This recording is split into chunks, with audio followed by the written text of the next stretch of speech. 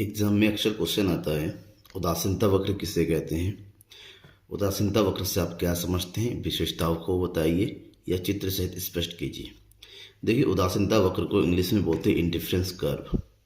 उसके दो नाम और है, एक है अनधिमान वक्र, दूसरा तटस्थता वक्र। किसी भी नेम से एग्जाम में पूछा सकता है, तीनों एक ही है। ध्यान में ये रखना है आपको और पूरी वीडियो को देखना है, तब जाके उदासीनता वक्र के कॉन्सेप्ट को समझ में आ जाएगा। एग्जाम में कैसे लिखना है, कितना लिखना है, पता चल जाएगा। वैसे क्वेश्चन एग्ज़ाम में लघु उत्तरी में भी आ सकता है, दीर्घ उत्तरी में आ सकता है, तो उसके लिए पूरा तैयार रहना है, ठीक है ना।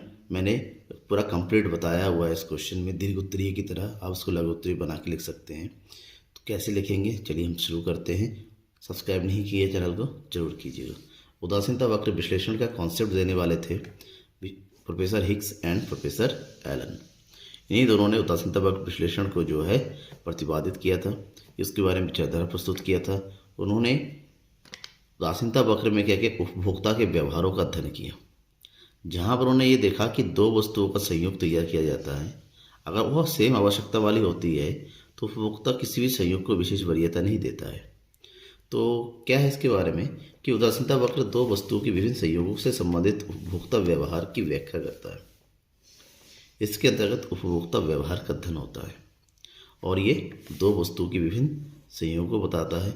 दो वस्तु यानी कि मान लो चाय और कॉफ़ी की बात हो गई, ठीक है।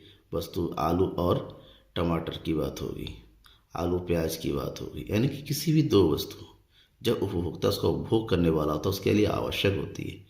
और क्योंकि साधन सीमित होते हैं, इसलिए दो वस्तुओं को जब लेना होता है तो सीमित साधनों से वो अनलिमिटेड नहीं ले सकता। एक को ज़्यादा लेगा, दूसरे तो कम लेगा, तो वहाँ पर कई संयोग बन जाते हैं, ठीक है ना। अब इसी संयोगों की जो अनुसूची होती है उसको उपभोक्ता अनुसूची बोलते हैं, जिसमें उपभोक्ता के व्यवहार उसकी उदासीनता अनुसूची द्वारा व्यक्त किया जाता है। जो भी अनुसूची पर तैयार किया जाता है ये बताता है उपभोक्ता किस प्रकार से व्यवहार कर रहा है। इनमें उपभोक्ता को समान संतुष्टि देने वाले दो वस्तुओं के विभिन्न संयोग शामिल होते हैं। जैसा कि मैंने अभी बताया कि उपभोक्ता अनुसूची में उपभोक्ता के द्वारा उपयोग की जाने वाले दो वस्तुओं की अनुसूची, और ये दो वस्तुएं ऐसी होती हैं जहाँ पर उपभोक्ता को एक समान संतुष्टि मिलती है। एक समान संतुष्टि का मतलब क्या होता है, एक जैसा इंटरेस्ट होता है। जैसे उपभोक्ता को खाने में आलू भी लेना है, प्याज भी लेना है, दोनों ही सब्जियों में एक समान लगभग लगभग काम करता है, दोनों ही आवश्यक है। तो आलू और दूसरी तरफ है प्याज, इन दोनों को खरीदने के लिए जो भी संयोग बनेगा, क्योंकि साधन सीमित है, कई संयोग बनेंगे, सभी संयोग उपभोक्ताओं को समान संतुष्टि देने वाली होती है। तो समान संतुष्टि देने वाली वस्तुओं के संयोगों को दर्शाने वाला जो अनुसूची होती है उसे ही हम उदासीनता वक्र उदासीनता अनुसूची कहते हैं।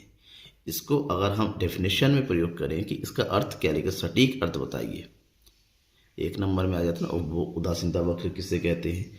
तो सटीक अर्थ देखना चाहते तो ये देखिए, उदासीनता वक्र दो वस्तुओं के संयोगों के अनुसूची को दर्शाने वाला वक्र है, जिसको इस प्रकार व्यवस्थित किया जाता है कि उन संयोगों के प्रति उदासीन होता है और किसी एक को अन्य की तुलना में वरीयता नहीं देता। मतलब ऐसे बहुत सारे संयोग बन के तैयार हो जाते हैं जिसे समान संतुष्टि मिलता है और उपभोक्ता उन सभी संयोगों के प्रति उदासीनता का मतलब क्या होता है, जिसको ज़्यादा किसी को ज़्यादा महत्व नहीं देना। उपभोक्ता के लिए सभी संयोग एक जैसे हैं, जितने भी कॉन्स्टेंट्स बनते हैं ए बी सी डी वो सारे उसके लिए एक जैसे होते हैं। वो किसी एक को विशेष वरीयता नहीं देता, यानी कि एक की तुलना में ये वाला ज़्यादा वैल्यू है, इसका मतलब ये भी ज़्यादा, ऐसा नहीं होता है।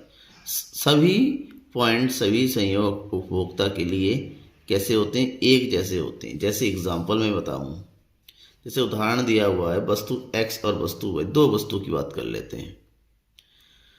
साधन सीमित है, ऐसे में उन दो वस्तुओं का प्रयोग करना है। अगर वस्तु x की एक मात्रा का प्रयोग कर रहे हैं तो वस्तु y की 20। मैं बता दूं, उदासीनता वक्र में जो वस्तुओं के उपभोग होता है, कोई वस्तु जीरो नहीं हो सकता, शून्य नहीं होता, क्योंकि दोनों का प्रयोग करना होता है। अब संयोग b में जैसे ही वस्तु x की एक मात्रा बढ़ा रहेंगे तो देखेंगे वस्तु y की मात्रा में कमी होती है। जैसे कि आपको बताया गया मैंने कि एक वस्तु की मात्रा में वृद्धि करने के लिए दूसरी वस्तु की मात्रा में जो कमी करनी पड़ती है उसे अवसर लागत कहते हैं। तो जाहिर सी बात है, साधन सीमित है, दोनों को बराबर वृद्धि नहीं कर सकते। तो एक में वृद्धि करने के लिए दूसरे में कमी करनी पड़ती है। इसी प्रकार से वस्तु x की मात्रा में वृद्धि करते चले जा रहे हैं तो वस्तु y की मात्रा में कमी होती चली जा रही है। अब ये दोनों संयोग है। उपभोक्ता ए को भी परचेज कर सकता है, बी को भी ले सकता है, सी को भी ले सकता है, डी को भी ले सकता है, जिससे जैसी उसकी आवश्यकता होती है। क्यों? क्योंकि हर संयोग यहाँ पर क्या होता है, समान संतुष्टि वाला होता है। उसने अपने साधन का पूर्ण उपयोग किया हुआ होता है। अब इस अनुसूची को वक्र के रूप में अगर रिप्रेजेंट करेंगे यहाँ पर, तो दोनों को देखिए, बस संयोग ए वस्तु x की 1 और वस्तु y की 20 यूनिट। इसी प्रकार के सारे बिंदुओं को हम बना लेंगे। वस्तु b की x की 2 और वस्तु y की है 15 यूनिट, यह वाला पॉइंट। इसी तरह सभी पॉइंट बिंदुओं को बनाने के बाद इसको आपस में मिलाते हैं तो इसका वक्र कुछ इस तरह से बनता है। और ये जो वक्र है, इसी वक्र को बोलते हैं उदासीनता वक्र, दैट इज इंडिफरेंस कर्व। ठीक है, क्या हो गया, ये इंडिफरेंस कर्व हो गया, जहां पर विभिन्न संयोग, जैसे ये 15 है 16 के नीचे और वस्तु ऐसे कितनी 2। इसी प्रकार से अंतिम वाला कितना था 5, वस्तु y की कितनी x। तो जब संयोगों को आपस में मिलाएंगे, ठीक है, जो संयोग बनेगा, इन संयोगों को जब दर्शाएंगे वक्र के रूप में, उदासीन, इसी को बोलेंगे हम उदासीनता वक्र या तटस्थता वक्र या अनधिमान वक्र। ठीक है, अब इसकी कुछ विशेषताएं होती हैं, मतलब फीचर्स। उदासीनता वक्र की प्रमुख विशेषताएं, सबसे पहली बात तो है कि उदासीनता वक्र हमेशा बाएं से दाएं नीचे गिरता हुआ होता है, यानी कि जब बनाते हैं तो ये ऊपर से नीचे की ओर गिरता हुआ रहेगा इस तरह से। ठीक है ना। दूसरा, ऊंचा उदासीनता वक्र ऊंची संतुष्टि स्तर को बताता है। अगर मान लो कई सारे उदासीनता वक्र बन रहे ऐसे, तो उदासीनता वक्र जितना ऊपर बनेगा, ऊंचा बनेगा, उसकी संतुष्टि की दर उतनी ही अधिक होती है। ठीक है ना, ध्यान में रखिएगा ये बात। तो एक ही उपभोक्ता के दो उदासीनता वक्र एक दूसरे को कभी नहीं काटते हैं। अगर एक ही उपभोक्ता हो और उसके कई उदासीनता वक्र बनाए जा रहे हैं इस तरह से, तो ध्यान में रखिएगा ये कभी भी एक दूसरे को नहीं काटेंगे। आगे पीछे होता रहेगा लेकिन एक दूसरे के ऊपर नहीं जाएगा। नॉर्मली देख रहा है कि वक्र बनाता तो इस तरह से बनता है, ऐसा नहीं बनता है। ये सारे इस तरह से भले ही पैरेलल ना हो लेकिन कभी एक दूसरे को काटेंगे नहीं। और दूसरा है उदासीनता वक्र मूल बिंदु की ओर उन्नतोदर होता है। इसका मतलब ये होता है, मूल बिंदु इसको बोलते हैं, ये मूल बिंदु की विपरीत दिशा में बढ़ता हुआ होता है। ये इसलिए होता है, यहाँ पर कभी भी कोई भी पॉइंट जीरो नहीं होता है।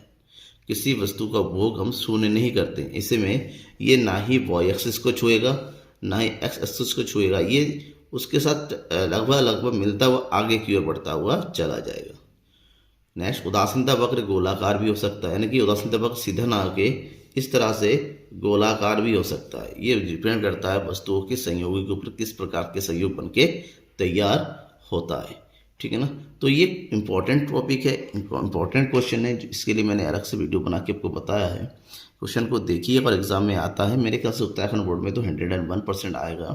फिर भी आप अपने एग्जाम के अकॉर्डिंग इसको तैयार कीजिए। Thank you everyone. और हाँ, शेयर जरूर कीजिए अपने दोस्तों के बीच में।